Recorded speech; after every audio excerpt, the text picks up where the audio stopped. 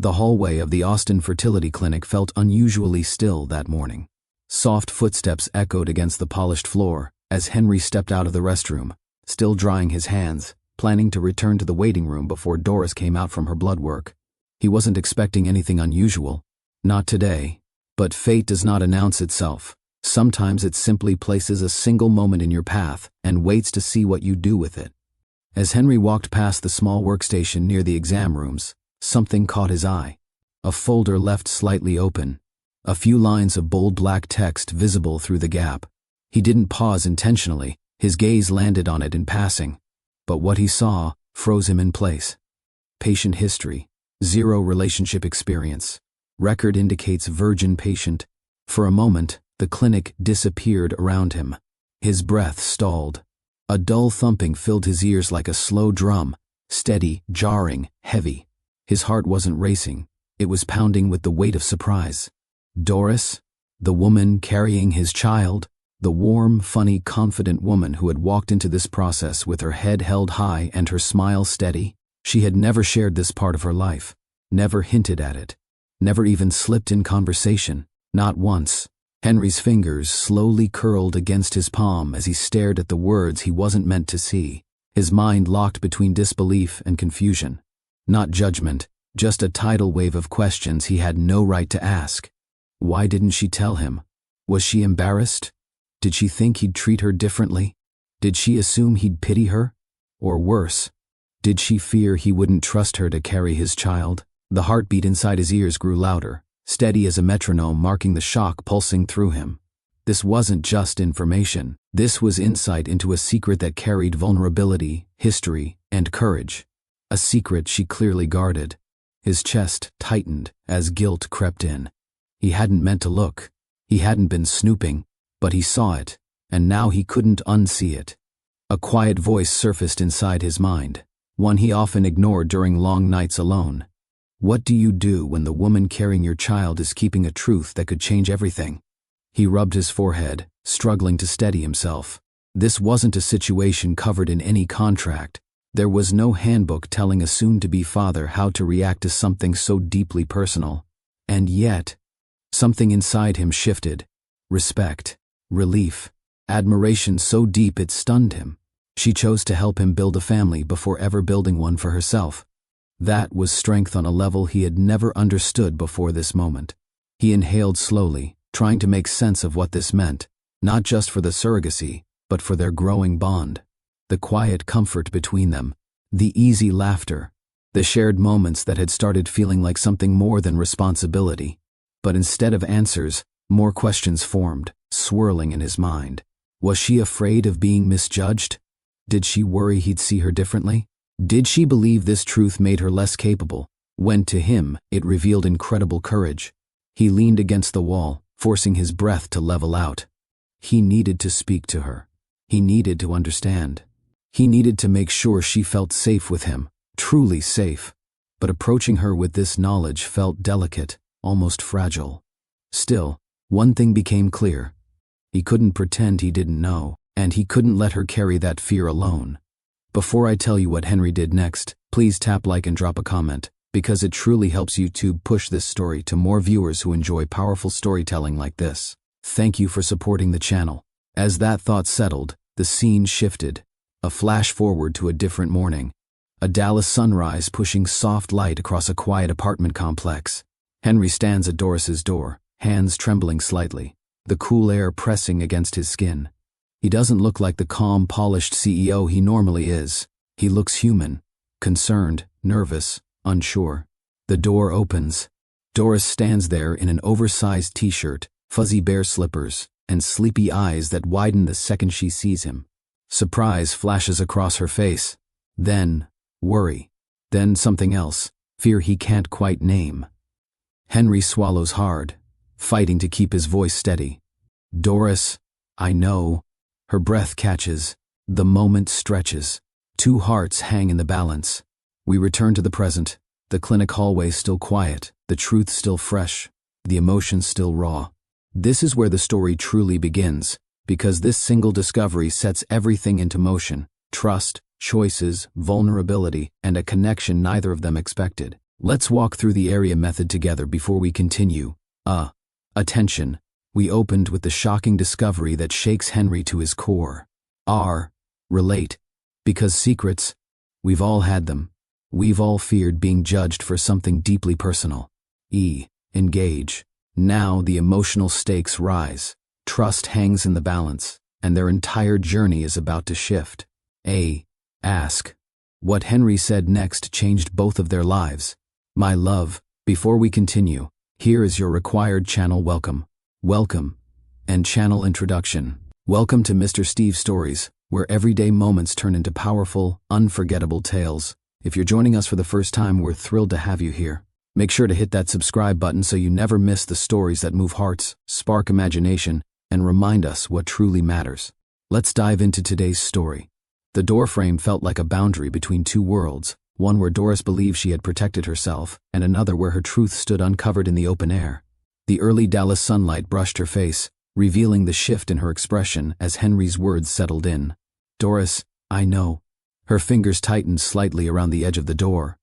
Not dramatically, not with panic, just a small tremor that showed how exposed she suddenly felt. She didn't move. She didn't step back.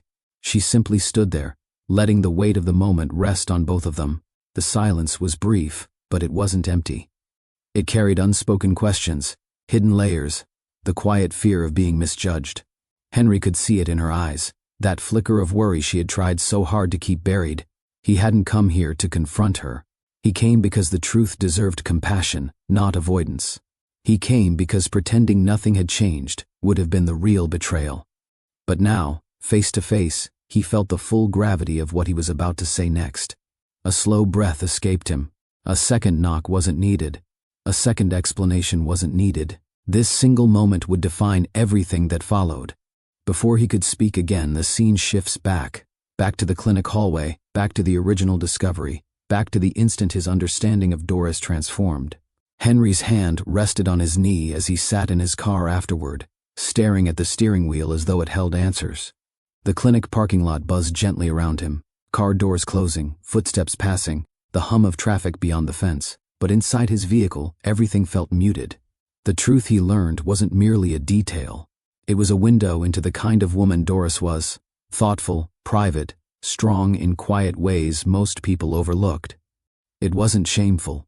It wasn't strange. It wasn't a flaw. If anything, it revealed resilience. A life shaped by choices that didn't need defending. Her silence wasn't deception. It was protection.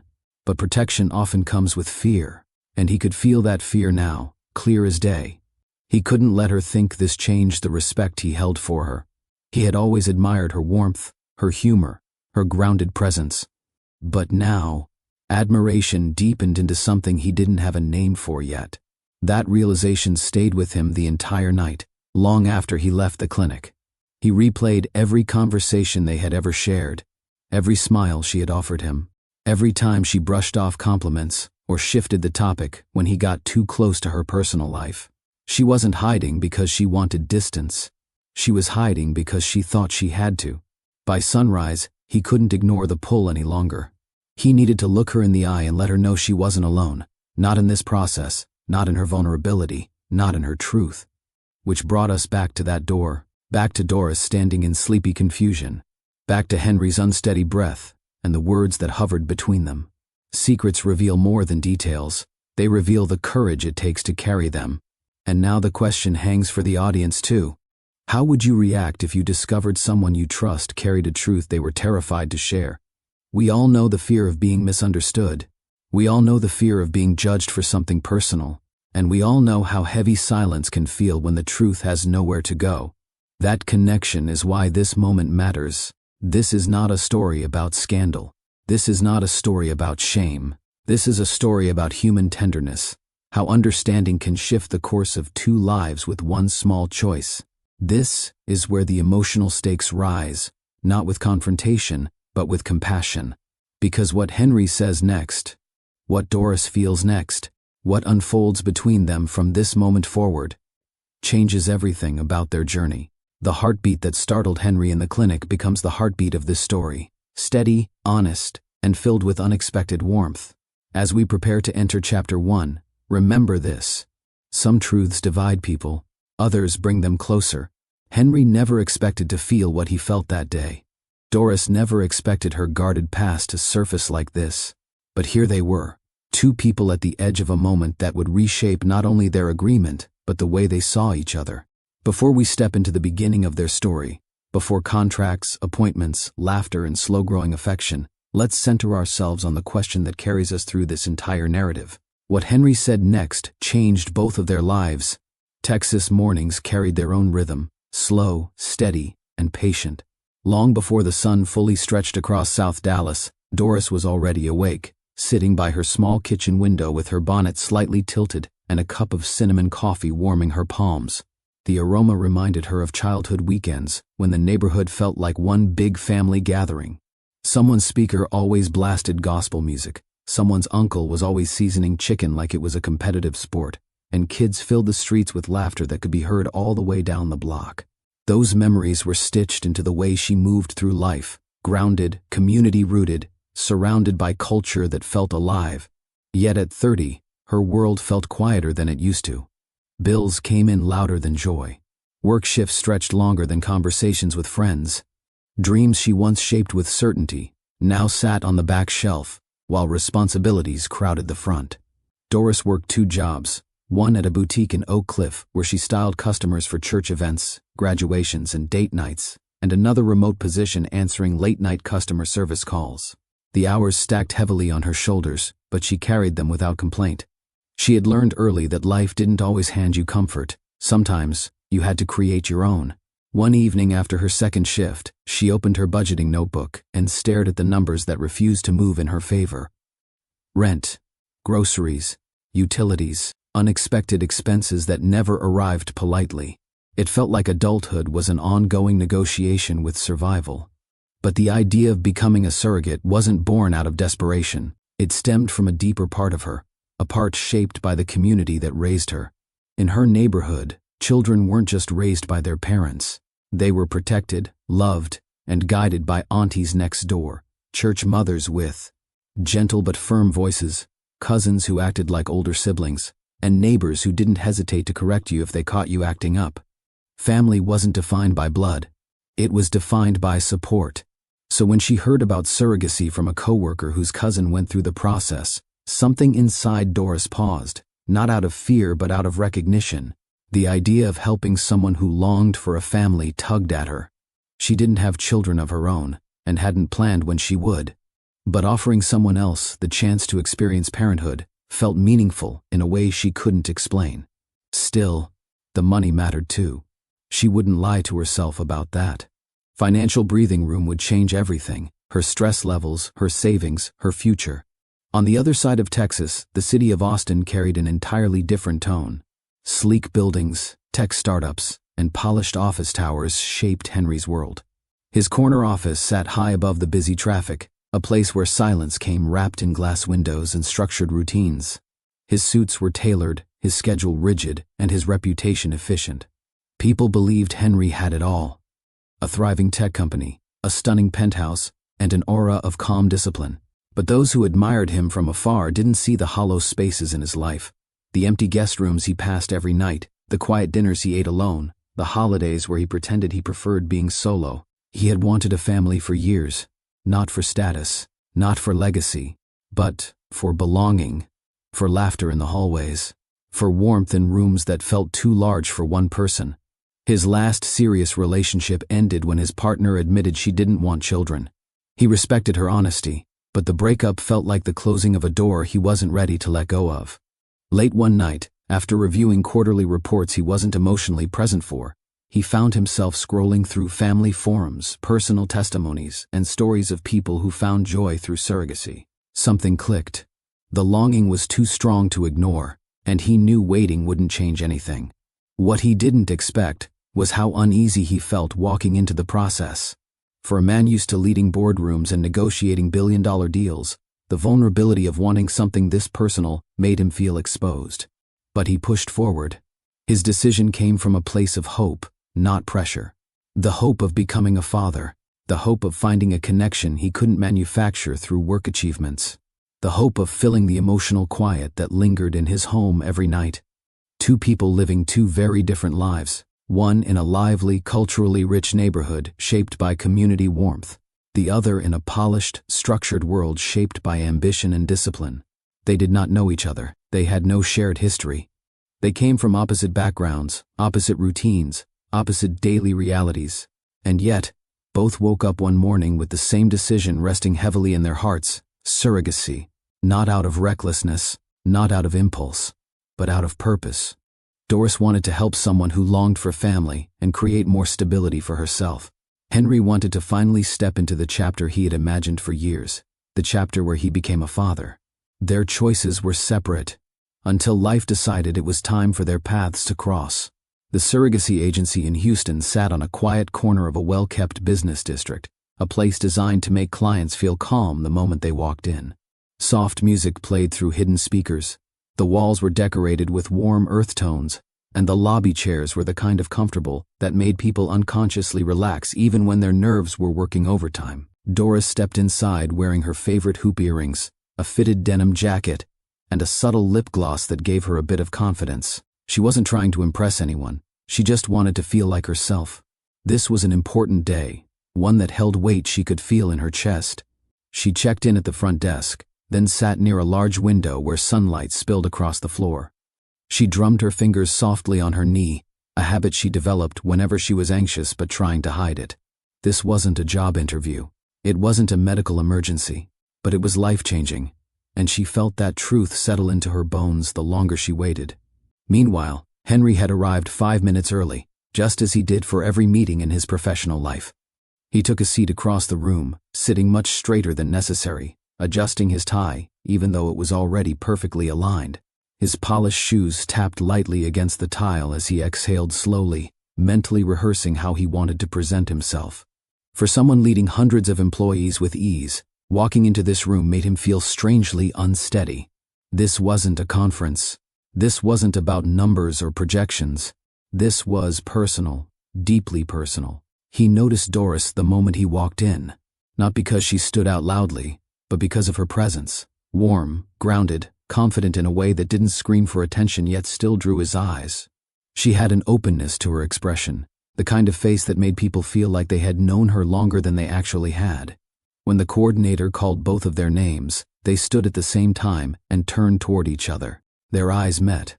A brief pause stretched between them, not awkward but curious, two strangers trying to understand the energy of this moment before words even formed. "Hi," Doris said first, her smile soft but sincere. Henry cleared his throat, nodding politely. "Hello." They followed the coordinator into a meeting room with a round table and small water bottles arranged neatly at the center.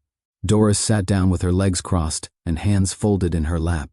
Henry sat across from her, posture upright like he was taking an official portrait. The coordinator began with standard introductions and an overview of the surrogacy process, but neither Doris nor Henry could fully focus at first. Their attention drifted toward each other in subtle glances.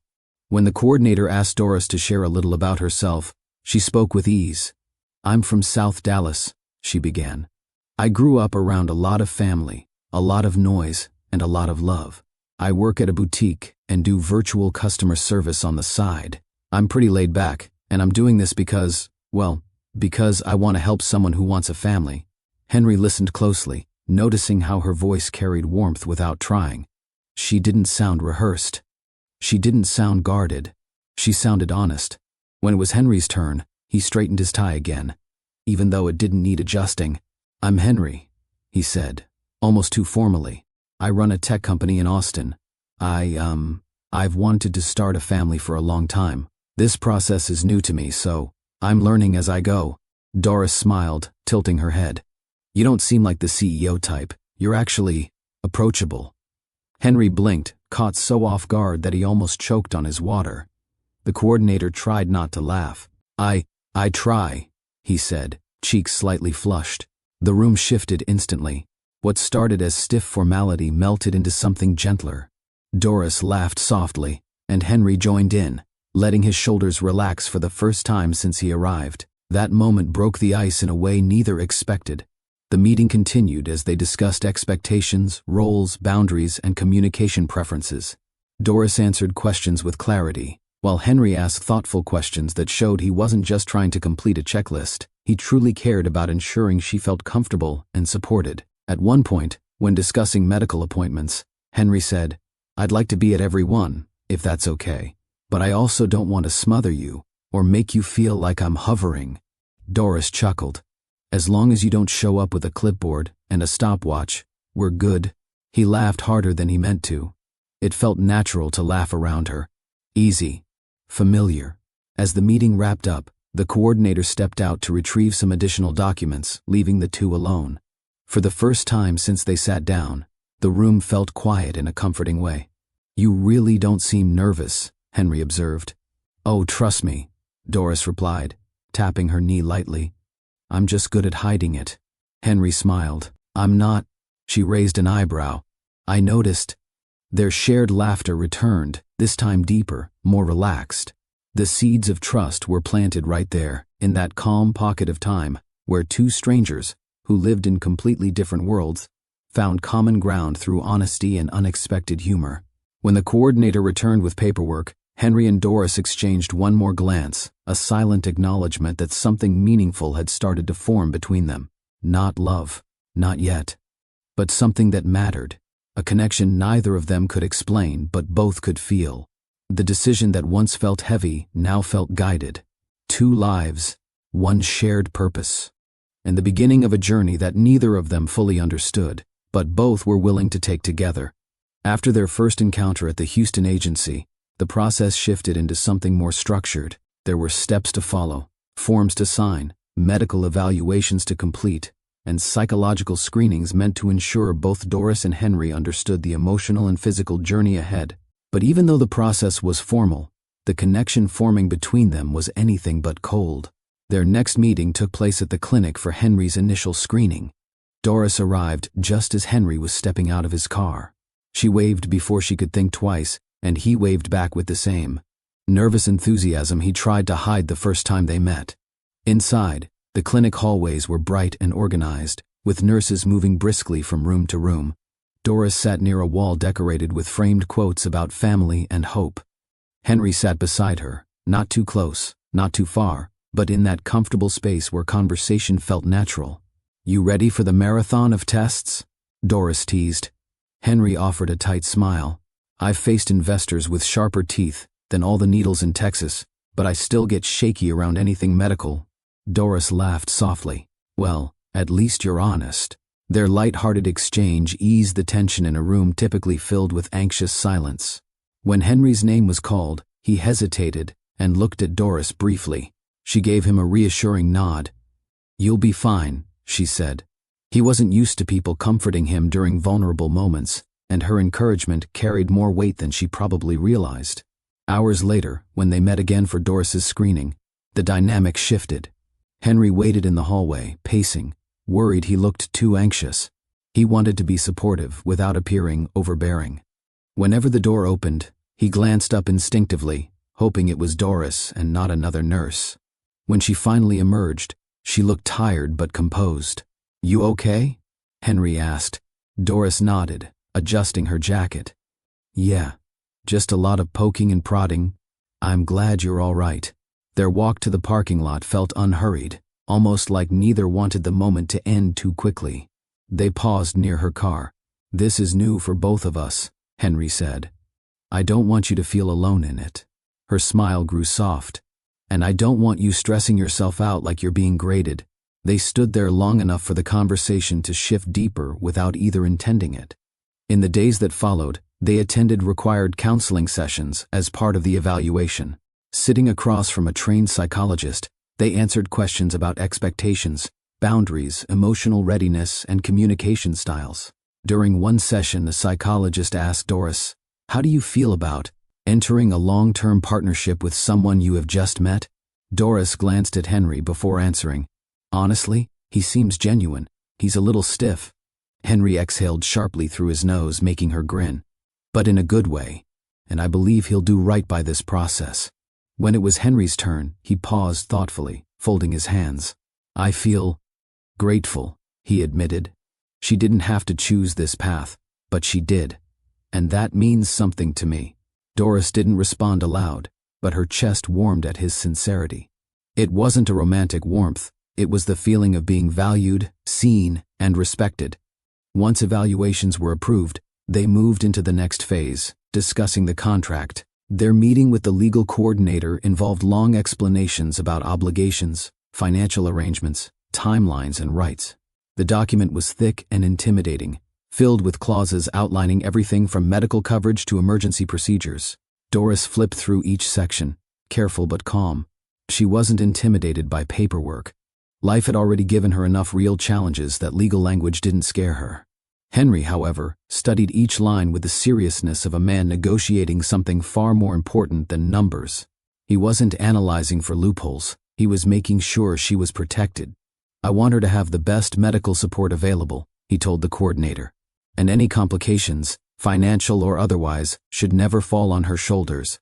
Doris looked up slowly, surprised by the firmness in his voice. When the coordinator stepped out to prepare the final draft, the room became quiet once again. Quiet, but warm. Doris crossed one leg over the other, watching Henry as he reviewed the remaining pages. "Can I ask you something?" she said. He glanced up. "Of course. Why does this matter so much to you? Not just the baby, not just the process, but making sure I'm comfortable?" Henry set the papers down slowly. "Because," he began, choosing his words carefully, "this is more than a transaction. You're carrying the most important part of my future. The least I can do is make sure you feel supported, not just medically, but as a person." She didn't blink for a moment, processing the depth of that answer. "That's not something everyone would say," she murmured. "I'm not everyone," he replied softly. Their shared silence wasn't awkward. It wasn't forced. It was a quiet acknowledgement of a bond forming in small, steady steps. The contract was finalized by the end of the week, and both signed with a mix of excitement and nerves. As they walked out of the building, the sun dipped low in the Houston sky, painting soft colors across the street. Henry walked Doris to her car without really thinking about it. When she opened the door, he hesitated again, the same hesitation from their first meeting, but warmer now. "Doris, thank you, truly." She held his gaze. "We're in this together, Henry." That simple sentence lingered between them long after she drove off. Before the chapter closes, here's a natural moment for your second engagement reminder. If you're still watching, take 2 seconds to like this video and comment your thoughts so far. Your support helps this channel grow and reach more viewers who enjoy powerful stories like this. Thank you. And just like that, the foundation of their partnership was set, not just legally, not just medically, but emotionally, quietly, steadily, and in ways neither fully understood yet. The morning of the embryo transfer felt different from every appointment before it. Doris woke up earlier than usual, watching the soft daylight creep across her bedroom ceiling. She let out a steady breath as she sat up, pressing a hand lightly against her stomach, not because anything had changed yet, but because she knew today could alter the course of her entire life. She dressed in comfortable leggings and a long cardigan, choosing clothing that made her feel calm. She stood in front of her mirror for a quiet moment, adjusting her hoop earrings the way she always did when she needed grounding. This wasn't just a medical procedure. This was the beginning of a promise, one she had agreed to with her full heart, even if she sometimes worried about her ability to navigate all the emotions tied to it. Henry arrived at the clinic early, pacing near the entrance with both hands shoved into his pockets. He wasn't a man who usually fidgeted, but today was different. For the first time in years, hope crowded his chest so intensely that he didn't know what to do with it. When Doris stepped out of her car, he froze in place for a moment before walking toward her. "Good morning," he said softly. She smiled, brushing a curl behind her ear. "Morning, Henry." They walked inside together. The clinic staff greeted them warmly. The air carried a sense of calm purpose. For Henry, the environment felt both comforting and nerve-wracking. He had built companies from the ground up, managed crises, and negotiated deals worth millions, but nothing compared to the vulnerability that came with wanting something so deeply personal. Doris, on the other hand, seemed calm, not because she felt no nerves, but because she had spent years learning how to carry her emotions with grace. Growing up in South Dallas had taught her that strength wasn't loud, it was steady. Once the nurse guided Doris to the procedure room, Henry remained outside, sitting in a chair that felt too small for the weight in his chest. He clasped his hands and stared down at the floor, replaying every step that had brought him to this moment. He wanted a family, something real, something lasting. And this woman, someone he had known only weeks, was helping him take the first step toward that dream. After the transfer, Doris rested for a moment before being wheeled back out. Henry stood immediately, his expression softening when he saw her relaxed but tired eyes. "How do you feel?" he asked. "A little crampy," she admitted. "But, okay." He walked beside her, patient and attentive. There was no grand gesture, no over-the-top panic, no unnecessary fussing, just quiet, genuine care. He held the door open for her as they left, and when they reached her car, he hesitated. "Do you want me to follow you home?" he asked, "just to make sure you get there safely?" Her eyebrows lifted slightly. "Henry, I'm not going to faint on the freeway." "I know," he said, smiling faintly. "I just want to be sure you're all right." His concern wasn't overbearing, just thoughtful. That small difference made Doris's chest warm in a way she didn't expect. She appreciated being cared for without being smothered, and Henry was learning how to walk that line naturally. Over the next week, Doris found herself paying closer attention to her body. Every flutter, every wave of fatigue, every sudden craving felt like a tiny hint that something was happening. She tried not to get ahead of herself, but anticipation created its own kind of pressure. Henry checked on her daily, not because he felt obligated, but because he genuinely wanted to. "How are you feeling today? Did you eat yet? Are you resting enough?" Doris teased him for sounding like a parent already, and he took the teasing with a shy smile that made her laugh even harder. One afternoon, when fatigue hit her harder than usual, she sat on her couch wrapped in a blanket, realizing that Henry's daily calls had become something she looked forward to. She didn't mind his questions anymore. They felt comforting, welcome, and strangely grounding. Her phone buzzed. His name lit up the screen. "Hey," she answered. "You sound tired," he said immediately. "I'm fine," she replied, though her voice was soft. "You should rest. The nurse said fatigue is normal. Let your body do what it needs to do." She smiled. "Yes, doctor." He chuckled. "Just looking out for you." Their conversations weren't long, sometimes only 10 minutes, but each one added another layer to a connection neither of them was trying to rush yet couldn't ignore. When the pregnancy test day finally arrived, Doris held her breath as the nurse reviewed her results. Henry stood beside her, his hands clasped behind his back, masking his anxiety with rigid posture. The nurse turned toward them with a warm smile. "Congratulations, the transfer was successful." Doris felt her heart expand. Henry exhaled a breath so deep he almost stumbled forward. He ran a hand over his face, overwhelmed by relief and joy. "You're pregnant?" he asked quietly, as if afraid to speak too loudly. Doris nodded, tears forming at the corners of her eyes. "Looks like it." Henry didn't hug her, not wanting to cross boundaries, but his gratitude filled the room in a way that didn't need physical expression. Over the next few weeks, Doris experienced the early stages of pregnancy, the morning fatigue, cravings that changed daily, emotions that rose and fell without warning. Henry attended every appointment, arriving early each time. They sat together in waiting rooms, sharing snacks he brought specifically to match her cravings. She told him stories of her childhood, things he would never experience but appreciated hearing. He shared glimpses of his quieter upbringing, neighborhoods where people waved politely but rarely spoke. Those moments built an emotional warmth neither expected. Their bond didn't come from dramatic declarations. It grew in the small things, the easy conversations, the shared silences, the way he steadied her without overshadowing her, and the way she comforted him without trying to impress him. For two people who came from opposite worlds, they were slowly building something meaningful, something real, something neither of them could name yet, but both could feel. Days after Doris learned the embryo transfer was successful, life settled into a rhythm neither she nor Henry expected. The excitement of the positive result slowly blended into the routine of early pregnancy. Morning fatigue that crept in without warning, late-night cravings she couldn't explain, and emotions that rose and fell like waves she had no control over. But something else was changing too. Not quickly, not loudly, but steadily, in the quiet spaces between conversations. One evening, Doris sat on her couch wrapped in a blanket, nibbling on a strange peanut butter and pickle combination she never would have touched before.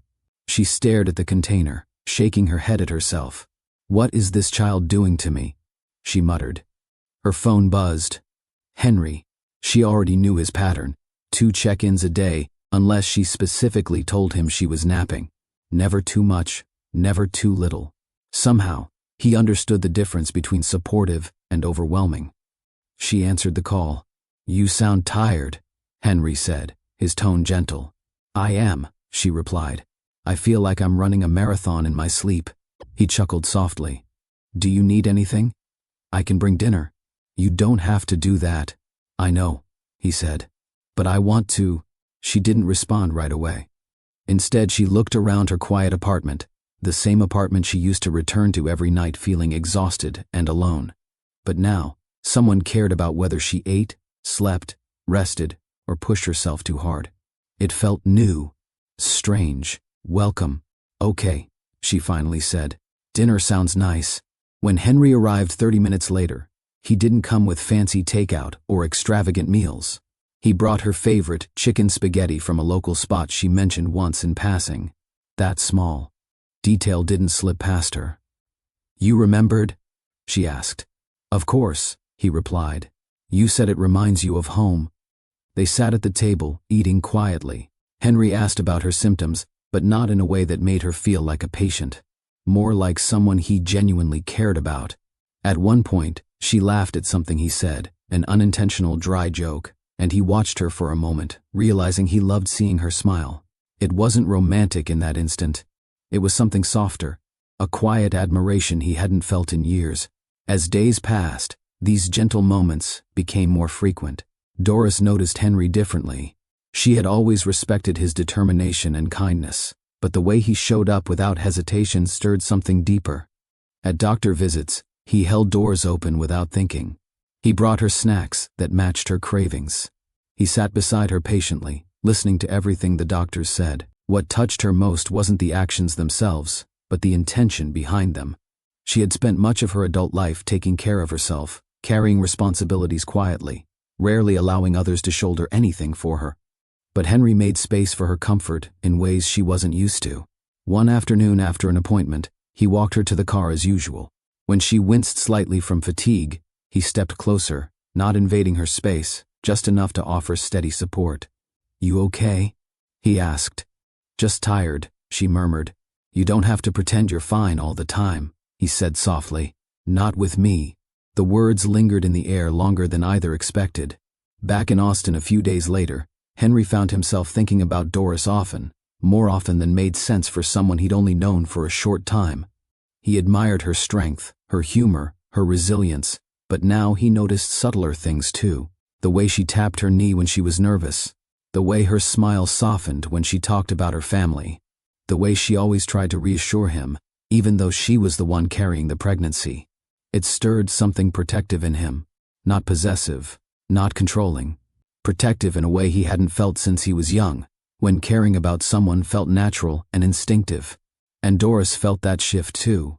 She noticed how he started walking on the side of the sidewalk closer to the street, how he subtly angled his body toward her when crossing crowded lobbies, how he listened carefully when she spoke, as if every word mattered. Those small actions made her chest feel warm in ways she hadn't prepared herself for. But every time her emotions drifted toward deeper feelings, her secret tugged her back like a gentle hand pulling her away. She couldn't forget it. She didn't want to lie, but she couldn't bring herself to say it either. Her past, her inexperience, felt like something people might judge or misunderstand. She feared Henry would see her differently, think she was childish, or view her decision to be a surrogate through a different lens. She worried he might question her maturity or capability, even though it had nothing to do with her ability to carry a child. So she kept the truth locked behind a calm smile. One evening, as they shared takeout in her living room, Henry mentioned a childhood story, something about being the quiet kid who never fit in with the louder, more outgoing neighborhood children. "You were shy?" Doris asked, laughing. "Painfully," he admitted. "It took me years to grow out of it." "Well, look at you now," she teased. "Running a whole company and pretending you're not soft-hearted." He tried to hide a smile. "You think I'm soft-hearted?" "I know you are," she said. That brief exchange sent a quiet thrum through the room. Doris held his gaze a moment longer than usual, before looking away. Her heart beat a little faster, Not from fear, but from the realization that she enjoyed seeing this side of him. But the secret, it sat in the back of her mind like a shadow she couldn't outrun. Not heavy, not painful, just present. Her fear wasn't about rejection. It was about losing the way Henry looked at her now, with admiration, trust, and quiet respect. She wasn't ready to risk that, not yet. As Henry drove home that night, he realized something too. These quiet moments with Doris were becoming the best parts of his week. Not the meetings, not the business wins, not the structured routines. Just Doris, her presence, her laughter, her gentle strength. Something was growing between them, slowly and unintentionally, and neither of them knew just how deeply that growth would change their lives. The appointment day arrived with a calmness that felt almost misleading. Doris woke up with her usual soft nausea, her body adjusting to the growing life inside her. She held her stomach for a moment, exhaling slowly. There was something peaceful about the routine she had fallen into. Check-ins with Henry, cravings that made her laugh at herself, and the gentle awareness that something meaningful was happening. She got dressed and made her way to the clinic. Henry had already texted her, "I'm here," sitting in the waiting room. "Want a snack?" She smiled at her phone. "Not yet. Maybe later." Inside the clinic, Henry stood the moment she walked in. His suit jacket was neatly pressed, his hair combed back like he'd rehearsed being presentable for every appointment, but his expression softened the moment he saw her. "You good?" he asked. "Just tired," she answered, her voice warm. They checked in, and a nurse soon called Doris back for blood work. She handed Henry her jacket before following the nurse, something she hadn't intentionally done, but Henry noticed the trust behind the gesture. He sat with the jacket folded neatly beside him, his foot tapping lightly against the floor. After a few minutes, he stepped into the hallway to grab water. The clinic was quiet, the type of stillness that made every small sound stand out. A printer hummed in the distance, nurses whispered instructions. A cart rolled past with patient files neatly stacked. As Henry waited near the counter for a cup, he noticed a folder slightly open, Doris's name printed on the label. He didn't reach for it. He didn't touch it. He wasn't trying to pry, but as he turned to step away, a bold line of text caught his eye. It was just a fraction of a sentence, but it froze him instantly. 0 relationship experience. Record indicates virgin patient. His breath faltered. The hallway shifted around him, not visually, not dramatically, but emotionally, as if the steady ground beneath him tilted just slightly. He blinked once, twice. His mind fought to register the words correctly. He had learned many things about Doris in the short time he'd known her. Her humor, her resilience, her warmth, her steady way of comforting others even when she was the one needing support. But this was something she had never hinted at, not because she lied, not because she deliberately hid anything, but because she carried herself with such confidence that this detail seemed almost impossible to imagine. Henry took a slow breath, gripping the cup in his hand. 1,000 questions pressed at the edge of his mind, but they weren't judgmental. They weren't mocking. They weren't even confused in a negative way. They were compassionate questions, curious, tender, protective. Why hadn't she told him? Was she embarrassed? Was she afraid he'd see her differently? Did she think it would affect the way he trusted her? Did she fear he'd think less of her? He leaned against the wall, trying to steady the rush of emotions rising inside him. He was shocked, of course, surprised by the unexpected truth. But the shock didn't carry disappointment or discomfort. It carried something else. Doris had agreed to carry a child for someone else, a monumental sacrifice, without ever having a family of her own, without ever experiencing the kind of intimacy people often take for granted. It made her strength all the more profound. Henry felt his throat tighten with a mix of respect and guilt. He wished he had never seen the file. He wished the nurse had not left it out. He wished Doris could have told him in her own time, in her own way. When he returned to the waiting room, he held her jacket a little more carefully, as though it symbolized something fragile and precious, her trust. Doris came out moments later, rubbing her arm where the needle had been. "Everything okay?" she asked. Henry nodded quickly. Too quickly. She paused, narrowing her eyes just slightly. "You sure?" "Yeah," he said. "Just thinking." She didn't push further. She had learned early in life that some questions needed time before they were safe to ask. As they walked toward the parking lot, Henry kept glancing at her. Subtle glances, careful glances. Not of judgment. Just observation, reflection, awareness. She asked him what was wrong once more, half joking. "You're quiet today," she said. "I didn't break the machine back there, did I?" He forced a smile. "No, not at all." She nudged him lightly with her shoulder. "You're allowed to have an off day, you know." He swallowed hard. If only she knew what was weighing on him. That night, Henry sat in his Austin penthouse, lights dimmed, the city glowing through the windows. Normally, he found comfort in the routine of his evenings. Tea, reading, quiet. But tonight, his thoughts didn't rest. He replayed every conversation he'd had with Doris, every moment she had been vulnerable without trying to be, every smile, every joke, every sigh of exhaustion, every small way she had allowed him into her world. She had shown him so much of herself already, and suddenly, he understood why she kept certain things to herself.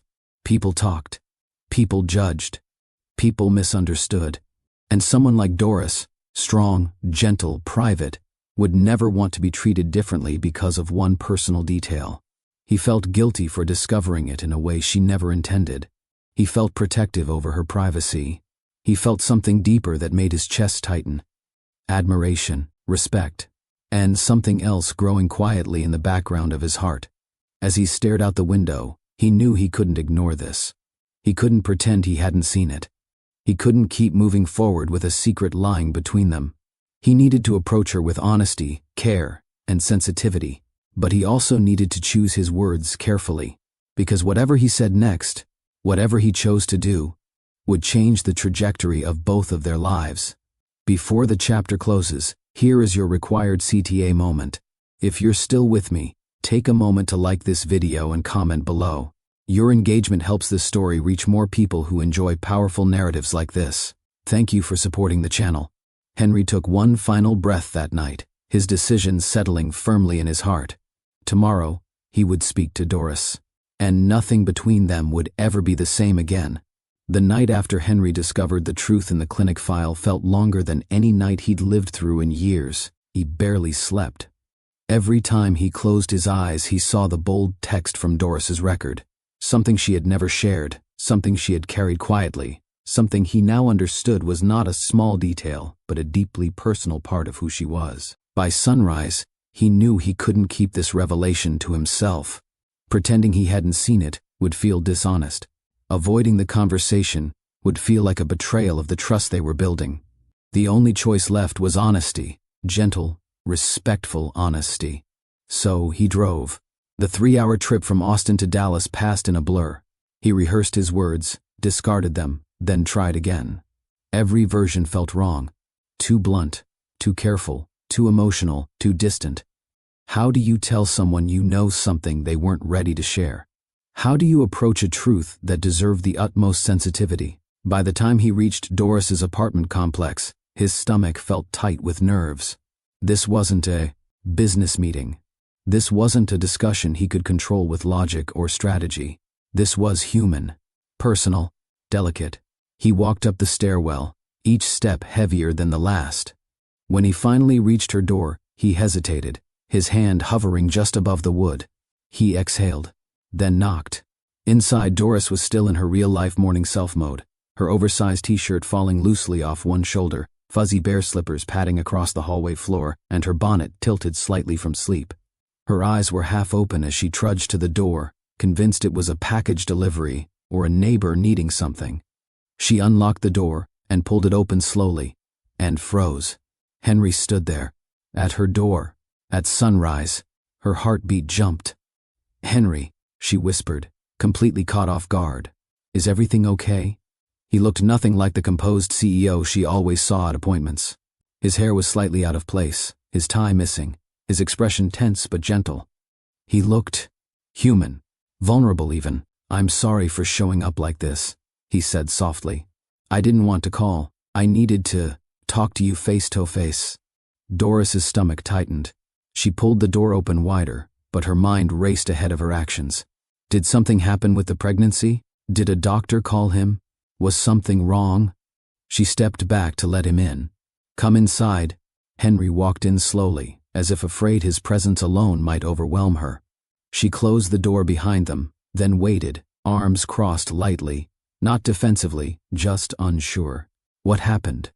she asked, voice quiet. He swallowed hard. His eyes met hers, steady, but weighed down by the truth he carried. "Doris." He paused, searching for the right place to begin. "I know something I wasn't supposed to see." Her breath hitched. He continued, carefully. "At the clinic yesterday, a folder was left open.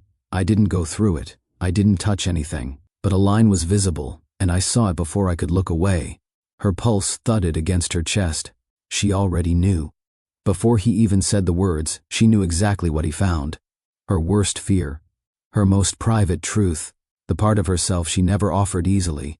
She stepped back without realizing it, her hand gripping the edge of the kitchen counter for balance. He took a slow breath. "I saw that you haven't been in a relationship, that you've never—" She closed her eyes tight, humiliation flooding her instantly. It wasn't shame about who she was, but the fear of being exposed, misunderstood, or treated differently. Her voice trembled. "Henry, I didn't want you to know like that." "I know." His voice softened immediately. "And I'm not upset with you. I just didn't want to pretend I didn't know. You deserve honesty." She pressed a hand to her forehead, panic swirling inside her. "I wasn't hiding it because I'm embarrassed," she whispered. I didn't want you to think I wasn't capable, or that I didn't know what I was signing up for, or that I'm—" "Doris," he interrupted gently, stepping closer. She froze, her breath shaky. He didn't touch her. He didn't crowd her. He simply lowered his voice so she could hear the sincerity beneath every word. "I don't think less of you, not even for a second." Her eyes flicked up to his, searching for any sign of discomfort or condescension. There was none. Only concern. Only sincerity. Only respect. But inside, she panicked anyway. The words tumbled out before she could stop them. "You're judging me. I can feel it." "I'm not," he said immediately. "I promise you I'm not. I'm trying to understand why you felt you had to carry that alone." She blinked rapidly, tears forming despite her effort to stay composed. "Because people judge," she whispered.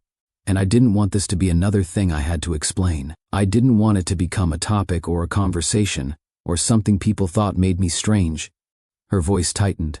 "I didn't want you to think I was inexperienced with life." Henry's chest tightened. In that moment, he saw the truth behind her fear. Not insecurity, but a lifetime of protecting her dignity, her boundaries, and her right to define herself on her own terms. "Doris," he said softly, almost reverently, "you are one of the strongest people I've ever met. This doesn't make you less. It doesn't make you naive. It doesn't change who you are. It just shows how much courage you've carried quietly."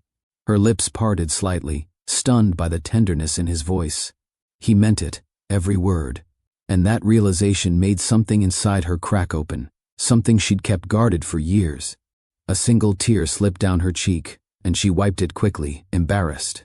"I'm sorry," she whispered. "For what?" he asked gently. "For not telling you." "You don't owe me an apology," he said. "You don't owe me anything you're not ready to share." Doris looked away, overwhelmed. The vulnerability of the moment felt like standing under a bright light with no way to hide. She had never intended for Henry to know. And yet, his response wasn't rejection. It was understanding. If anything, it softened the space between them. Henry exhaled slowly, the tension in his shoulders releasing. He stepped back, not away, but enough to give her breathing room. "I didn't come here to pressure you," he said. "I came because I didn't want this truth to sit silently between us. You deserve to feel safe with me, and I want to make sure you do." Her chest warmed through the anxiety.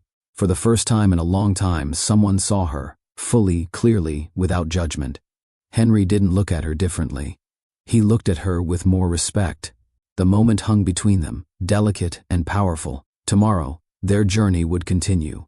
But today, this was the moment everything changed. The silence in Doris's apartment settled slowly, almost cautiously, as if aware of how fragile the air between them had become. After Henry spoke, neither of them moved right away. Doris stood by the counter, her fingers gripping its edge, like she needed something steady to hold on to. Henry remained only a few steps away, watching her with the kind of patience that didn't rush or pressure, yet carried unmistakable sincerity. Her breaths were shallow, not from fear exactly, but from the weight of finally being seen, fully, unexpectedly, and without her choosing the moment. She wiped the corners of her eyes again, embarrassed by how quickly her emotions slipped through her defenses. "I wasn't trying to deceive you," she whispered, voice trembling. "I just wanted one thing in my life to be simple." Henry's expression softened even more. "I know, and you haven't deceived me, but I didn't tell you," she insisted quietly. "You shouldn't have found out like that." He shook his head gently. "Doris, you don't owe your entire history to anyone on demand. You're allowed to hold on to pieces of yourself until you feel safe sharing them. That's not wrong." His words landed gently, but they carried enough truth to unravel some of the panic tightening her chest. Still, it took her a moment to steady herself enough to speak again. Doris moved to the couch, sitting slowly, as if her body needed time to settle before her words could. Henry didn't sit until she gestured to the other end of the couch, giving her space while still being close enough to show he wasn't pulling away. She inhaled deeply, staring at her hands. "People make assumptions," she murmured, "about what someone should or shouldn't have experienced by a certain age, about what's normal, about what makes a person grown, mature, capable." Her voice dropped a little. "And I got tired of explaining myself." Henry listened, not interrupting for even a moment. "When I decided to be a surrogate," she continued, "I knew some people would judge me for it. I knew others wouldn't understand. But this?" She paused, swallowing hard. "This part of my life felt too personal, too easy for people to misunderstand." She lifted her gaze just enough to catch his eyes. "I didn't want you thinking I agreed to this without knowing what it meant. I didn't want you looking at me like I was inexperienced or fragile. I didn't want this to become something that overshadowed everything else I am."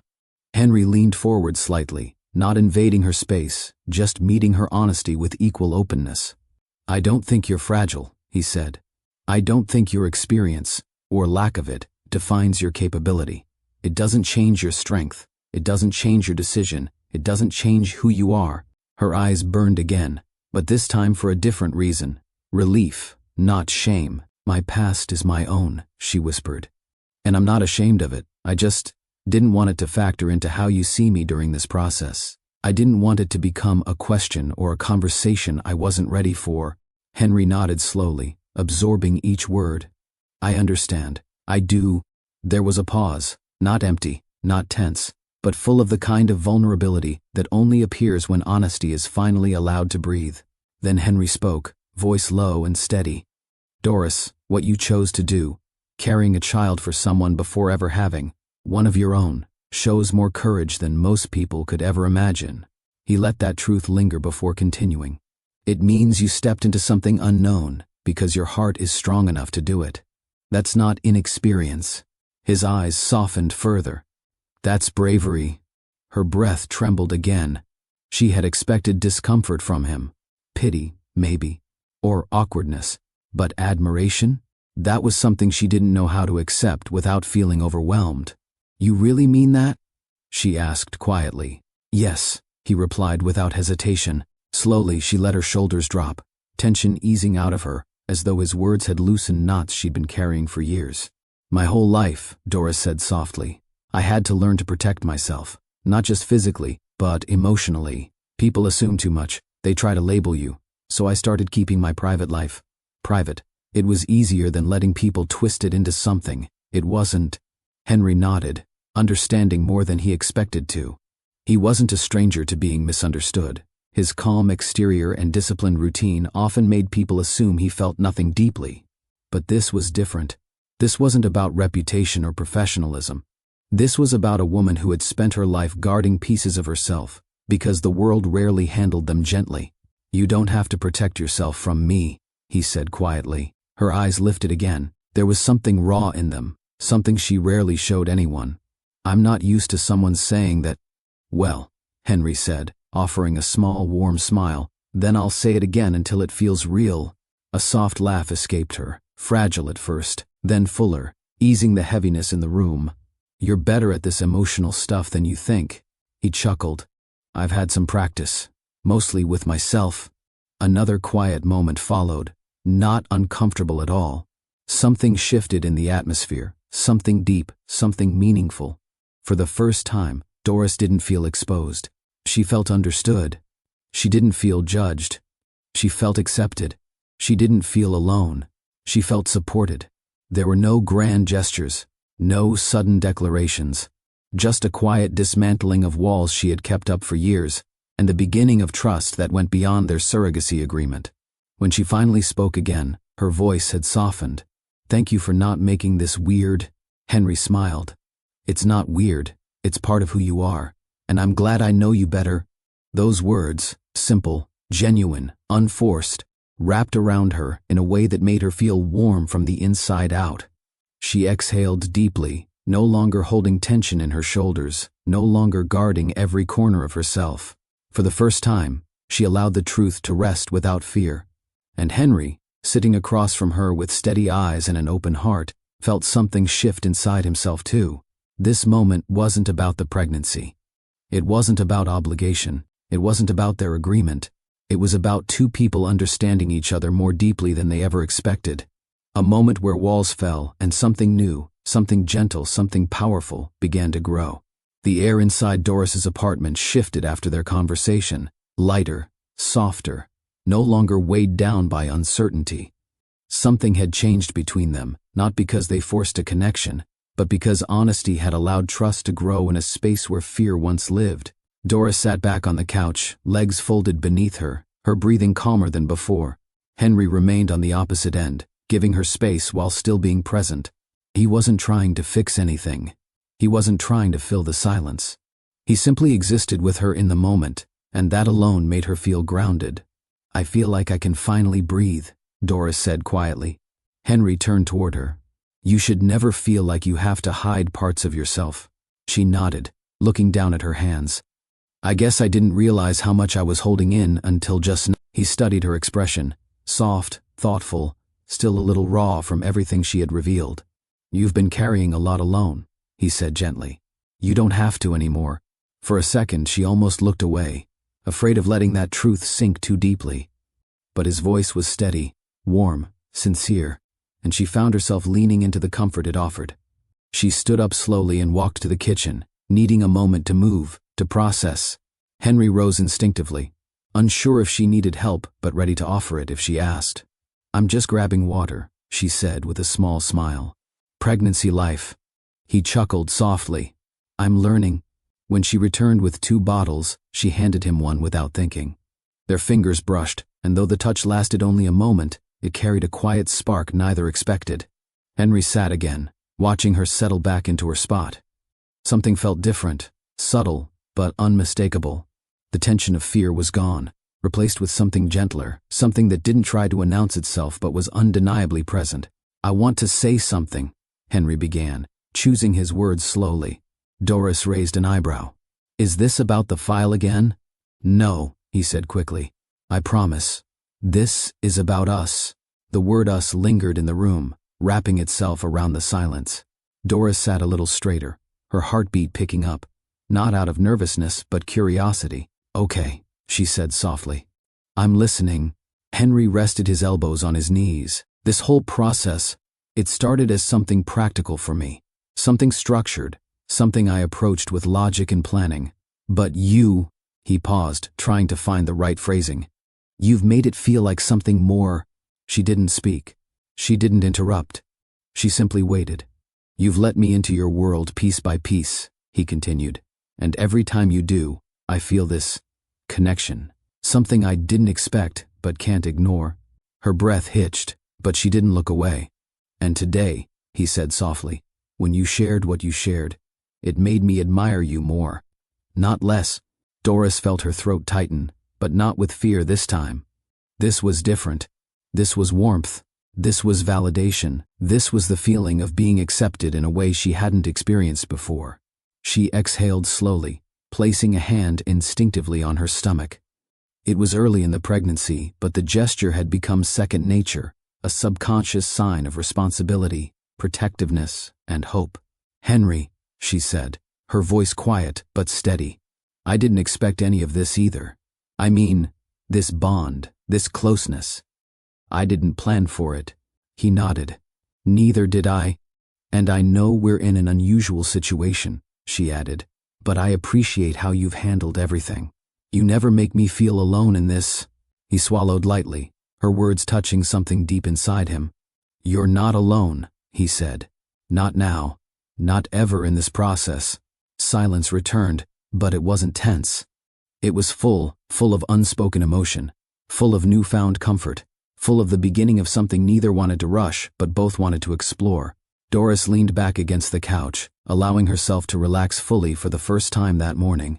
The panic from earlier had dissolved, leaving a calm she didn't know she needed. Henry's presence soothed her, not by overwhelming her, but by quietly supporting her. She looked at him, her expression softer than before. Henry, thank you, for today, for listening, for caring. He met her gaze sincerely. Always. Their eyes held for a moment longer than necessary. The spark grew again, not intense, not dramatic, but gentle and honest. It wasn't love yet, but it was its earliest whisper. A connection quietly crossing from partnership into something deeper, something real. Doris broke the gaze first, smiling shyly. You're easier to be around than I thought you'd be. Henry laughed lightly. Most people say I'm too serious. Oh, you are, she teased, but you balance it out. He leaned back, relaxing with her. And you're warm, steady, strong. You make this process feel human. Her cheeks warmed, not from embarrassment, but from the comfort of being seen. Minutes passed, but neither reached for their phones. Neither felt the urge to fill the space with small talk. Instead, they sat in quiet companionship, letting their bond deepen without pushing its boundaries. Finally, Doris stretched her legs out, shifting to get comfortable. I think today was a good step, she said. Henry nodded. A necessary one. She smiled. Yeah, necessary. He took a slow breath, letting the peace of the moment settle in.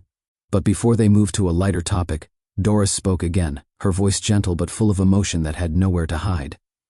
I'm glad you came today, Henry, she said softly. Even if it scared me at first. His reply came without hesitation. I'm glad too. Their connection didn't need grand declarations. It grew through honesty, vulnerability, and the quiet moments that followed. If you're still with us, please hit the like button and drop a comment below. Your engagement helps us bring more powerful stories to the channel, and it truly supports this community. Thank you. As the morning light filtered into the apartment, Henry and Doris sat together, no longer two strangers navigating a contract, but two people beginning to trust each other more deeply than either expected. This was the start of a new kind of bond, one that would only grow stronger. In the days following their vulnerable conversation, something unspoken yet powerful began shifting between Doris and Henry. It wasn't rushed. It wasn't forced. It was the kind of gradual closeness that grows through steady understanding and mutual respect, a connection shaped by small moments rather than dramatic declarations. Henry found himself wanting to give Doris more than support during appointments. He wanted to offer experiences, memories, gentle escapes from daily stress, things he hoped would make her pregnancy feel less like a responsibility and more like a shared journey. One Saturday morning he texted her, "Are you free today? I want to show you something." Doris blinked at the message. Her hormones were making her emotional over random things, but this text touched her unexpectedly. She replied, "As long as it doesn't involve hiking or anything athletic. I'm not in the mood to impress gravity." Henry laughed when he read it. "No hiking. I promise."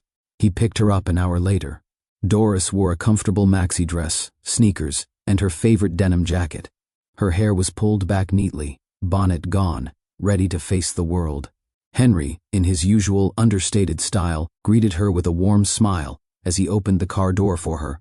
"Where are we going?" she asked as she buckled herself in. "You'll see." Their drive took them toward a quiet area on the outskirts of Dallas. When they arrived, Doris looked out the window and gasped softly. It was a botanical garden, calm, spacious, filled with paths lined by flowers and trees. "You brought me to a garden?" she asked, surprised. Henry nodded shyly. "You said you've been craving peace lately. Thought this might help." Her chest warmed. "Thank you. Really." As they walked through the garden, Henry kept a pace slow enough for her comfort. She pointed at plants she recognized from her grandmother's stories. He listened with genuine interest, fascinated by the way her face lit up when she talked about her cultural roots. "I grew up around women who used herbs for everything," she said. "Cramps, colds, heartbreak. They had something for it all." Henry smiled. "My childhood was quieter. My neighbors barely spoke to each other. There wasn't much storytelling." "That sounds lonely," she murmured. He shrugged lightly, but she caught the truth beneath the gesture.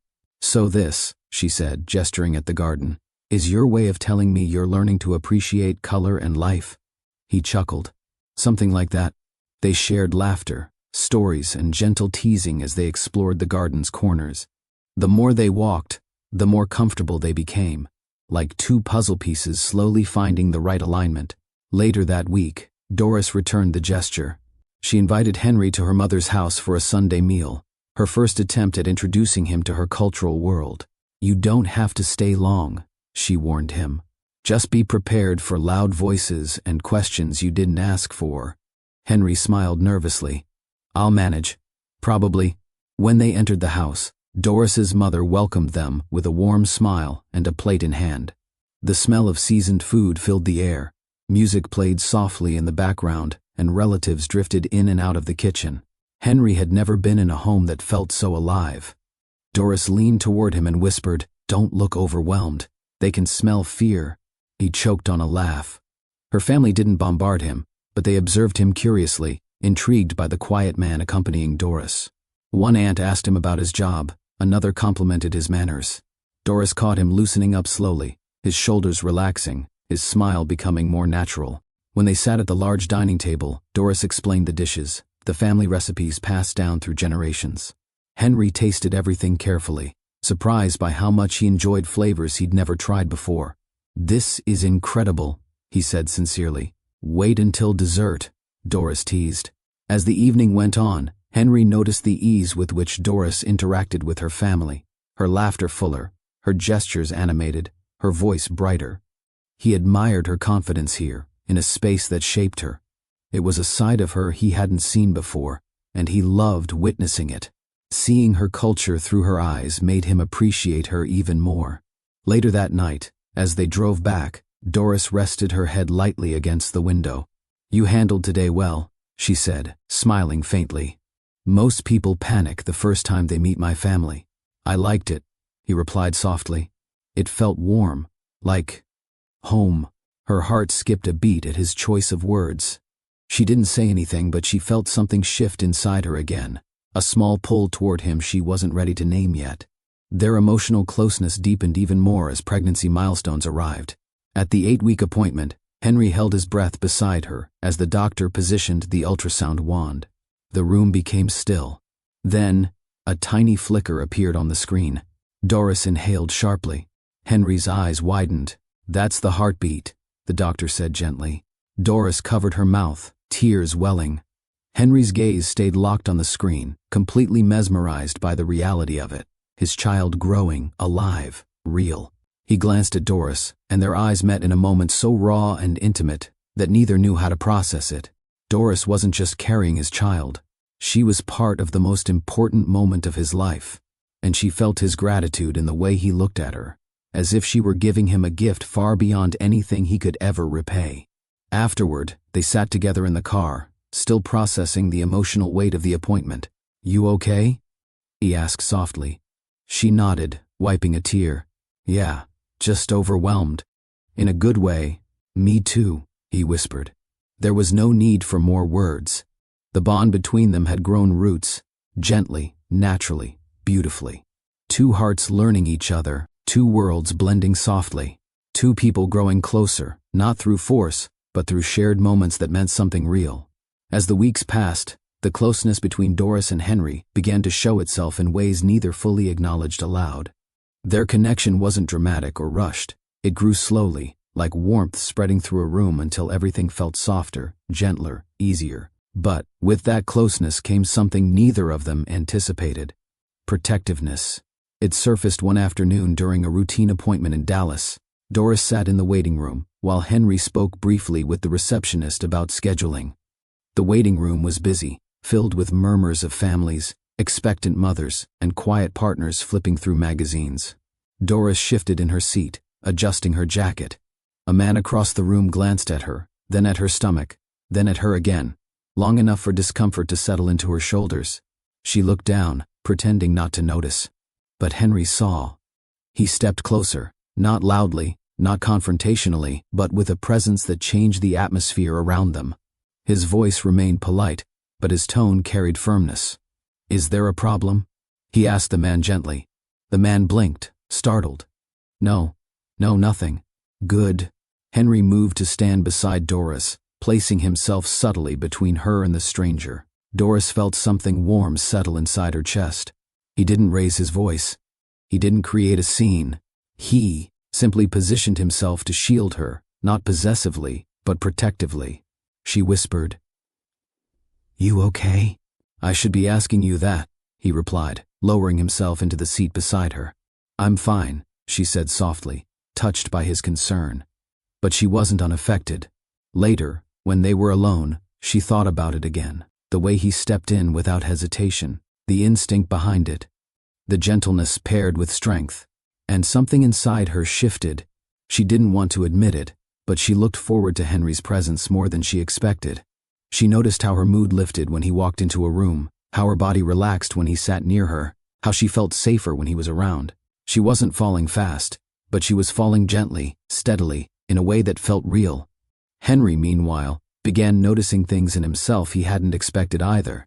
One afternoon, Doris invited him to lunch at a small soul food restaurant near Oak Cliff. The place smelled of spices, slow-cooked dishes, and love passed down through generations. The tables filled quickly, and customers moved around in a friendly rush. As they sat waiting for their food, the waiter, a younger man with an easy charm, seemed to linger a bit too long when he spoke to Doris. "You doing okay today?" the waiter asked with an extra smile. Doris nodded politely. "I'm good, thank you. Need anything else? I can bring whatever you want." Henry watched the exchange, his jaw tightening slightly. He didn't speak until the waiter finally walked away. "You two know each other?" he asked casually, too casually. Doris raised an eyebrow. "No, why?" "No reason," Henry muttered, staring at the menu, even though he'd already chosen his meal. Doris looked at him, amused. "Are you jealous?" Henry blinked. "What? No. I'm just observing." She smirked. He cleared his throat. It just looked like he was lingering a bit much. That's his job, Henry. He lingers for tips. He opened his mouth, then closed it, realizing she was right. Still, he didn't love the way the waiter looked at her. Doris bit her lip to keep from smiling. "You're cute when you get flustered." His cheeks flushed lightly, and she laughed softly, a sound that warmed him more than any compliment.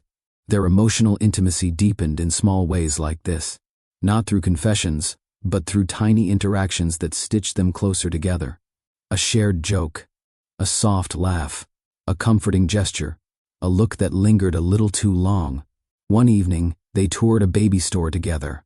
Henry insisted on buying supplies early, even though Doris kept reminding him it was still too soon. "You act like the baby is arriving tomorrow," she teased. "I just want to be prepared," he replied, scanning shelves like a new parent learning a foreign language. Doris watched him with growing affection. He held tiny socks with an expression that softened every edge of his normally composed demeanor. "You're going to be a great father," she said quietly. He looked up at her, something warm and vulnerable crossing his features. "That means more than you know." The energy between them shifted, just slightly, but neither stepped away from it. As they walked down the aisle, Henry reached for a small plush toy, a soft gray elephant. He glanced at Doris, then down at her hand, hesitating. For a moment, it seemed like he might take her hand to show her the toy. For a moment, she thought she might let him. But just as the moment thickened, a store employee approached them to offer assistance, breaking the tension instantly. They both stepped back subtly, pretending nothing had happened. But something had happened.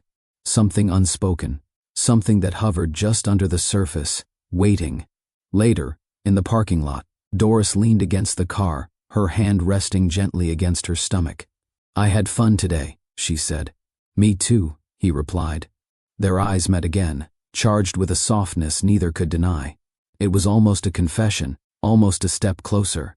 Almost the moment the air between them began to shift into something that could no longer be ignored. But the moment passed, not because the feelings weren't there, but because neither was ready to cross that boundary yet. Not with so much at stake, not with emotions running deeper every day, not without certainty that the other felt the same. And yet, the closeness was undeniable, the spark was undeniable, the warmth was undeniable. Something was growing, something neither of them planned, something neither of them could stop. Unspoken, but unmistakable. Before we close this part of the chapter, here is your natural CTA moment. If you're enjoying this story, tap the like button and comment your thoughts. Your support helps this channel grow and keeps stories like this coming. Doris and Henry weren't just partners in a journey anymore. They were becoming something deeper, something tender, something neither had expected, but both were beginning to crave. The evening that would change everything between Doris and Henry began quietly. Nothing dramatic, nothing planned. It was the kind of night that sneaks up on two people, finding them in vulnerable moments when their walls are already soft. It was late, nearly 10 p.m., when Henry texted, "Are you still awake?" Doris was lying on her couch again, wrapped in her blanket, trying to soothe the persistent ache in her lower back. Pregnancy was beginning to assert itself more forcefully, and she felt every shift in her body like a whisper she had no choice but to listen to. She replied, "Barely. Long day." Henry answered almost immediately, "Do you want company? I can drop by with something warm for your back." Doris stared at the message, her heart tightening, not from anxiety, but from something gentler, something she didn't want to name yet. She typed back, "If it's not too late for you, I'm already in the car." 20 minutes later, a soft knock echoed through her apartment. Doris opened the door to find Henry standing there with a small heat wrap, a bag of herbal tea, and a look of concern that made her feel unexpectedly cared for. "You didn't have to buy all that," she murmured as he stepped inside. "I didn't," he said, "but I wanted to." Doris sat on the couch while Henry moved quietly around her kitchen, preparing the tea like he'd done it 1,000 times. He returned a minute later, placing the cup on the table before kneeling beside her to help apply the heat wrap. "May I?" he asked. She hesitated, only for a heartbeat, before nodding. His hands were gentle as he secured the wrap around her lower back. He was careful not to touch her more than necessary, but even through the fabric, she felt the warmth of his presence. It wasn't romantic in a rushed way. It was caring, intentional, thoughtful. When he finished, she let out a slow breath she didn't realize she was holding. "Better?" he asked, settling onto the couch beside her. "Yeah," she whispered. "Thank you." The room fell quiet. Not an uncomfortable quiet, but a reflective one. The kind that happens when two people have already crossed into deeper emotional territory, and neither wants to retreat. Henry leaned back, resting his hands loosely in his lap. "You've been pushing yourself too hard," he said.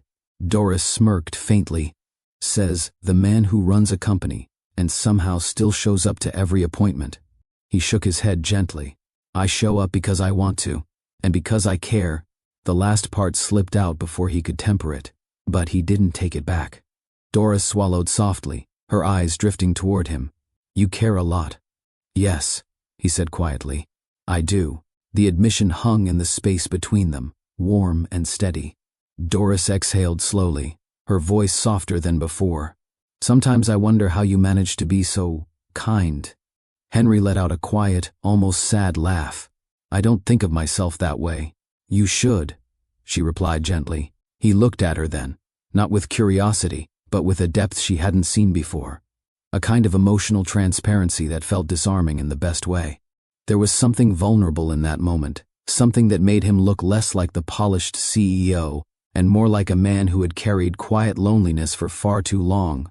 "Doris," he said, his voice lower, "I don't think I've ever told you this, but before this whole journey, my life felt empty, structured, predictable." He shook his head slightly. "Lonely." Her expression softened. "Henry, I went home every night to a silent penthouse," he continued. "No laughter, no warmth, no family. Just space. Too much of it." He lifted his eyes to her again. "You brought light into my days without even trying." Her breath caught because she knew he wasn't speaking casually. These were confessions built from months of shared moments, quiet care, and emotional growth. She placed a hand on her stomach, instinctively protective. "I didn't know I made that much of a difference." "You have," he said. "You do."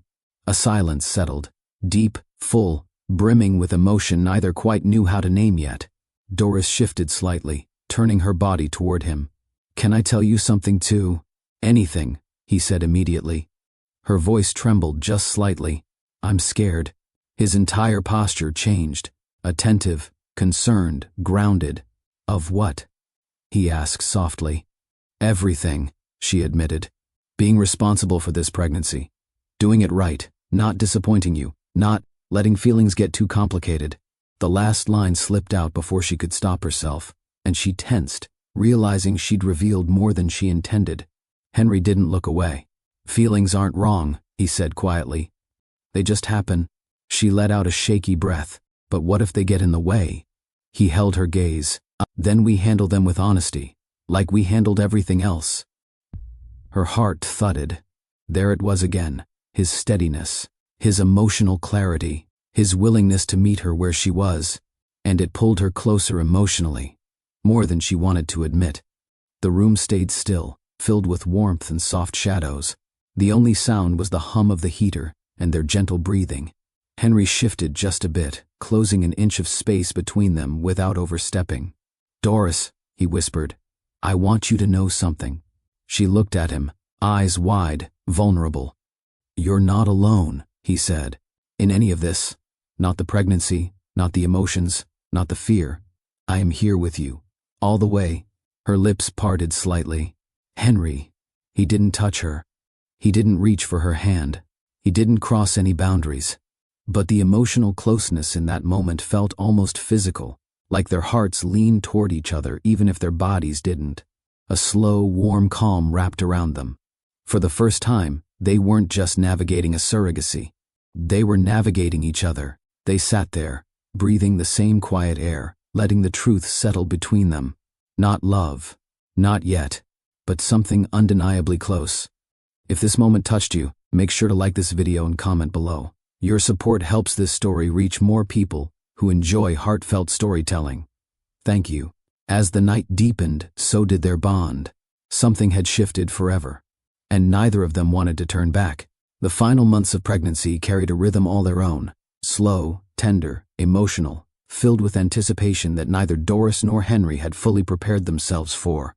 Every week brought new changes, not just in Doris's body, but in the space between them. Their bond, once fragile and undefined, had become steady, gentle, and deeply meaningful. What began as a contract now felt like a shared journey of the heart. Doris felt it most clearly one morning when she stepped into Henry's Austin home for a baby preparation day. She had visited before for small things, but today felt different. The front room was filled with neatly arranged baby items, diapers, bottles, clothes, blankets, each one carefully chosen by Henry, with a seriousness that made her smile. "You weren't kidding," she said, looking around the room. "You really did buy everything." Henry rubbed the back of his neck. "I might have gone overboard." "Henry, this is more than some people prepare in a year." He shrugged softly. "I just want everything to be right." She held his gaze for a moment, noticing how much warmth lay behind his words. The man who once stood stiff and nervous at their first meeting now moved around her with a kind of ease that felt almost natural, like they'd been walking through life together for years instead of months. They spent the afternoon assembling furniture, a crib with a smooth finish, a changing table, and a rocking chair that Doris insisted on testing multiple times. "I need to make sure it rocks properly," she joked, gently pushing herself back and forth. Henry laughed. "It looks like it passes inspection." "It's comfortable," she said honestly. "I could sit in this all day." He watched her for a moment, the soft sway of the chair mirroring the calmness in her expression. She wasn't just helping him prepare for a child. She was sharing a part of herself, her humor, her patience, her kindness. Watching her, he felt a familiar warmth rise in his chest. She wasn't just the woman carrying his child. She had become a steady part of his everyday life. Hours later, when they took a break, Henry brought her a bowl of cut fruit and a bottle of cold water. He set it gently on the table beside her.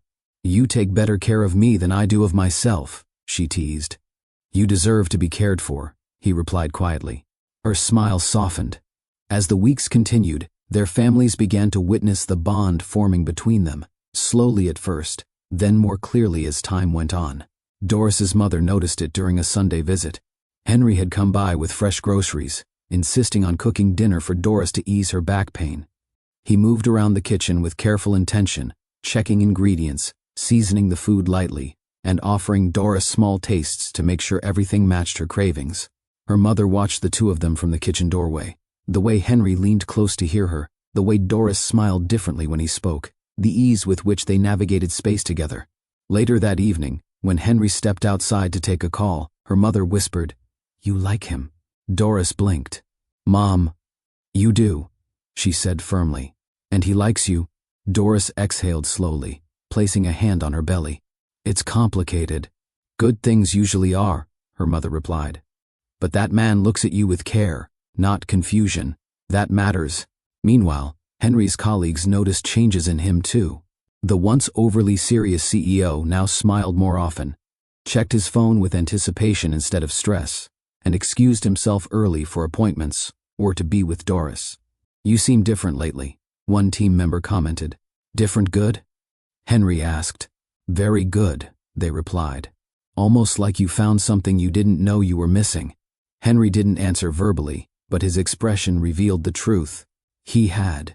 He was seeing Doris differently now, not as a surrogate fulfilling a role, but as a woman whose presence brought joy and steadiness into his life. She had become someone he looked forward to, someone who made his home feel less like an empty space and more like something warm, something lived in. As the pregnancy neared its final stretch, the milestones grew more emotional. At the 30-week appointment, Doris lay on the exam table while the doctor checked the baby's movements. The steady rhythm filled the room, and Doris closed her eyes, overwhelmed by the gentle thumps coming from within. Henry stood beside her, holding her hand lightly, a gesture that had become natural for both of them. "You okay?" he asked. "Yes," she whispered, "just feeling everything." He smiled softly. "Me too." After the appointment, they walked slowly to the car, Doris moving carefully due to her growing belly. Henry matched her pace, staying close enough for support but not hovering. At the car door, she paused. "I never thought I'd say this," Doris murmured, "but you've made this whole process feel less scary." Henry looked at her, touched. "That means a lot." "It's true," she continued. "You've shown me what real support looks like." He didn't know how to respond at first. Words felt too small for the emotion rising inside him. When they finally drove off, neither said much, but the quiet between them was full of gratitude, respect, and a gentle affection they no longer had to question. Families supporting them, baby preparations surrounding them, their connection deepening naturally. What had started as a contract had turned into something that felt like the beginning of a shared life. And neither of them, deep down, wanted it to end after the baby arrived. The final days of pregnancy arrived quietly, in a way that felt almost deceptive. Doris moved slower, breathed deeper, rested more. Yet beneath her calm exterior lived a mix of anticipation and fear she couldn't ignore. Henry felt it too. He checked on her more often, staying longer during visits, stocking her fridge with meals she didn't have the energy to cook. Their families had grown comfortable with the connection between them, and Henry had become a fixture in Doris's world, steady, constant, grounding. But nothing could prepare either of them for the night her contractions began. It was just after midnight when the first one hit. Doris was lying in bed when a sharp wave of pressure rippled through her abdomen. She froze, gripping the sheets, breathing slowly. She waited for it to pass, hoping it was a false alarm. But minutes later, another contraction came, stronger than the first. She reached for her phone immediately. "Henry, I think it's time." There was no hesitation. "I'm on my way." 20 minutes later, he arrived at her apartment, hair slightly disheveled, keys still in his hand as he rushed inside. Doris stood near the doorway, hunched slightly, trying to breathe through another contraction. Henry moved to her instantly. Hey, I'm here. You okay?" She nodded, her voice trembling. "They're getting closer." "Okay," he said gently, placing a reassuring hand on her back. "Let's get you to the hospital." He guided her into the car with careful slowness, making sure she was comfortable before pulling onto the road.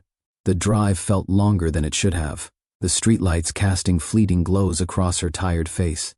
Henry kept glancing at her between turns, worry settling into his features. "You're doing great," he whispered when she gripped the seat through another contraction. "I'm trying," she breathed, emotion tightening her voice. "I just want everything to go well." "It will," he said firmly. "I'm with you."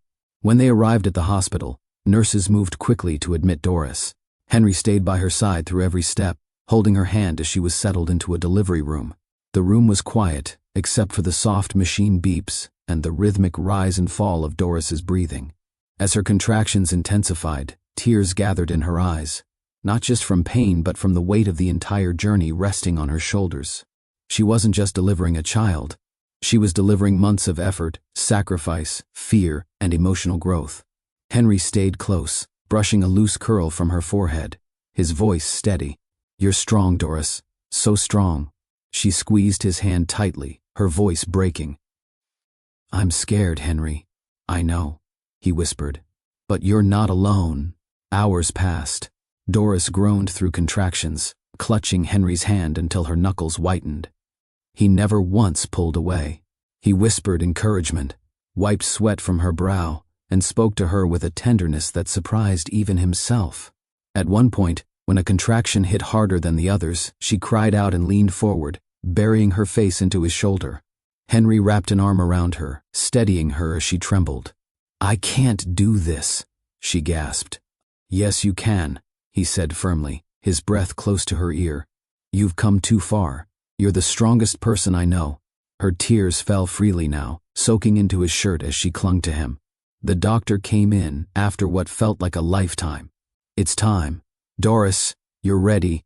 Her heart jolted. Henry's grip tightened. "You ready?" he asked softly. "No," she said honestly. "But I'll try." "That's all you need to do." The next minutes were a blur, deep breaths, pushes, cries of pain she had never imagined. Henry stayed anchored at her side, whispering to her through every moment. Then finally, a small, piercing cry filled the room. Doris's entire body sagged with relief as tears streamed down her face. Henry's breath caught, his eyes shining as he witnessed the moment he had dreamed of for years. The nurse lifted the newborn gently, letting Doris see the tiny face, the scrunched expression, the impossibly small fingers. "He's perfect," she whispered, overwhelmed. Henry's hand covered his mouth as emotion crashed into him. He really is." The baby was placed into Henry's arms next, and he held his child with a tenderness so profound Doris felt her chest swell. He looked down at the newborn with gratitude, awe, and a depth of love he had never shown before. Doris watched him with trembling lips. She had carried the child, nurtured him, protected him, and now seeing the father's face soften into love made her entire journey feel worth every moment of hardship. Henry approached her slowly, the baby nestled safely in his arms. "Doris," he whispered, voice thick with emotion, "you gave me the greatest gift I could ever receive." Her tears fell harder. I'm just glad he's healthy." Henry shook his head gently. "It's more than that. You gave me hope. You gave me family. You gave me a future I didn't think I'd ever have." She looked down, overwhelmed, her heart aching in the most beautiful way, because she knew he meant every word. As the nurse took the baby briefly for cleaning, Henry reached for Doris's hand. "I need you to know something," he said, voice quieter than before. She looked up at him through bleary eyes. "You didn't just change my life," he whispered. "You became part of it." Doris's breath caught. Her heart thudded once, sharply, as if the room itself stopped. She wasn't prepared for a confession. Not here, not now, not in the glow of birth and tears and new beginnings. But the truth in his voice was undeniable. Later, after the room had settled, and Doris rested with her eyes closed, Henry stood quietly in the corner, looking between her and the newborn. His heart knew something with absolute clarity. This wasn't the end of their story. It was the beginning. The quiet after the birth felt almost sacred. Doris lay resting, her body heavy with exhaustion and relief.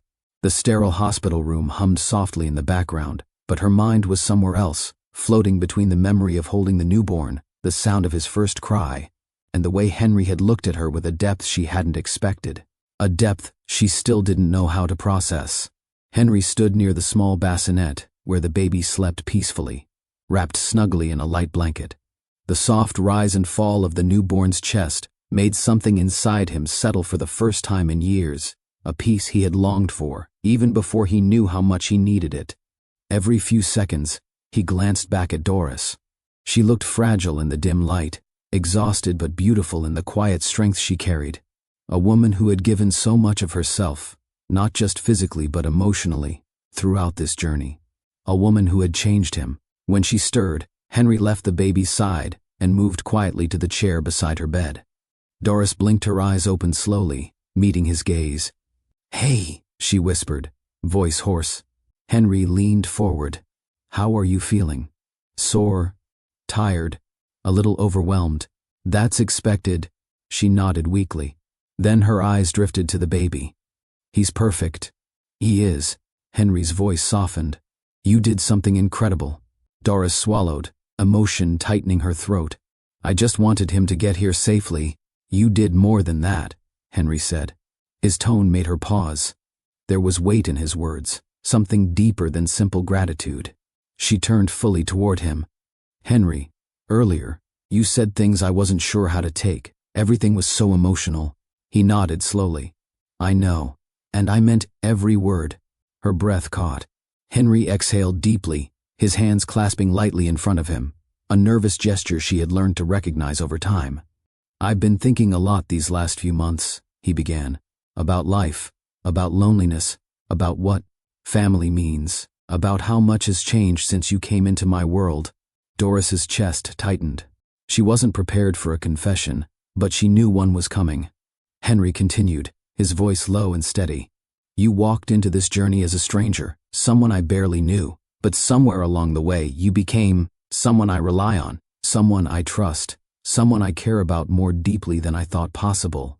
Doris blinked, stunned by his honesty. He went on, his eyes never leaving hers. "You've shown me compassion when I didn't know I needed it. You brought life into a home that was too quiet for too long. You filled spaces I didn't even realize were empty." Her throat tightened.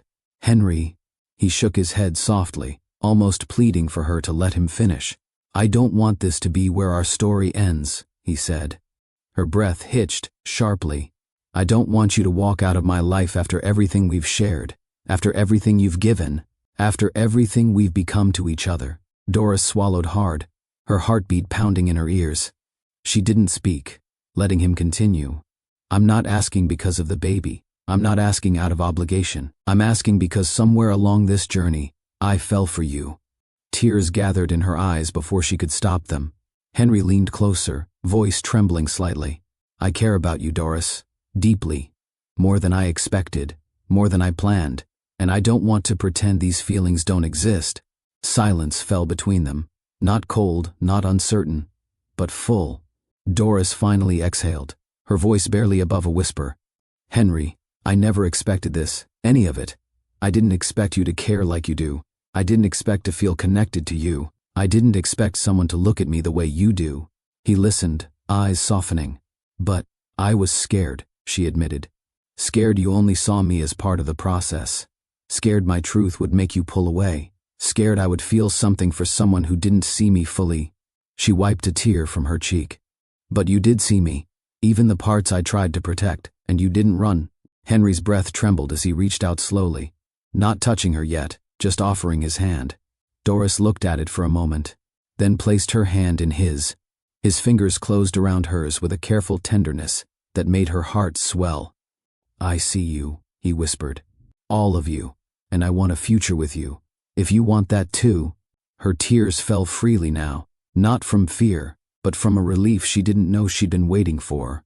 "Henry," she whispered, "I want that future too." His eyes softened into something she'd never seen on him before. Vulnerable joy. She continued, voice trembling.